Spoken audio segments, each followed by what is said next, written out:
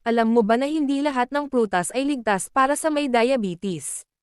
Pero good news, may mga prutas at gulay na pwedeng gawing masarap at healthy na smoothie na hindi nagpapataas ng blood sugar. Sa video na ito, malalaman mo kung anong prutas at gulay ang pwede. Paano gumawa ng tamang smoothie? At ano ang mga dapat iwasan? Simulan na natin. Part 1, mga prutas at gulay na pwede sa may diabetes.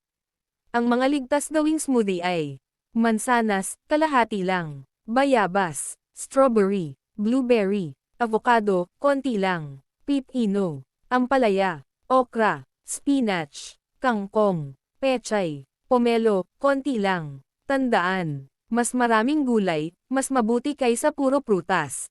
Part 2, mga dapat iwasan.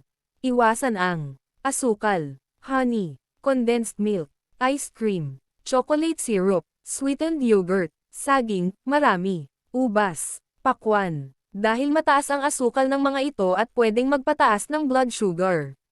Part 3, Smoothie Recipe Number 1 Green Diabetes Smoothie. Sangkap, kalahati mansanas, pipino, spinach, kangkong, isa basong tubig. Paraan, hugasan at hiwain ang mga sangkap. Ilagay sa blender. E-blend ng 1 minuto.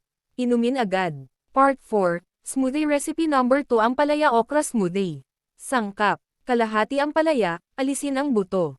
2 okra, pechay, kangkong, tubig. Paraan, alisin ang buto ng ampalaya. Hiwain ang lahat ng sangkap. Ilagay sa blender. E-blend at inumin agad. Part 5, Smoothie Recipe Number 3 Berry Smoothie. Sangkap, 5 hanggang 6 strawberry, kalahati avocado, 1 basong tubig o unsweetened almond milk. Paraan, ilagay lahat sa blender. E-blend ng 1 minuto. Inumin agad. Part 6, kailan inumin? Pinakamainam inumin ang smoothie, sa umaga. Bago kumain. 1 beses lang sa 1 araw. Huwag sosobra sa 1 baso. Paalala, ang smoothie ay pantulong lang. Hindi gamot, hindi kapalit ng maintenance medicine. Kung may iniinom kang gamot sa diabetes, magtanong muna sa doktor bago uminom araw-araw ng smoothie. Kaya mga ka-healthy, ang tamang smoothie ay walang asukal, mas maraming gulay, konting prutas, natural lang. Kung nagustuhan mo ang video na ito, i-like, i-share, at mag-subscribe para sa mas marami pang healthy tips.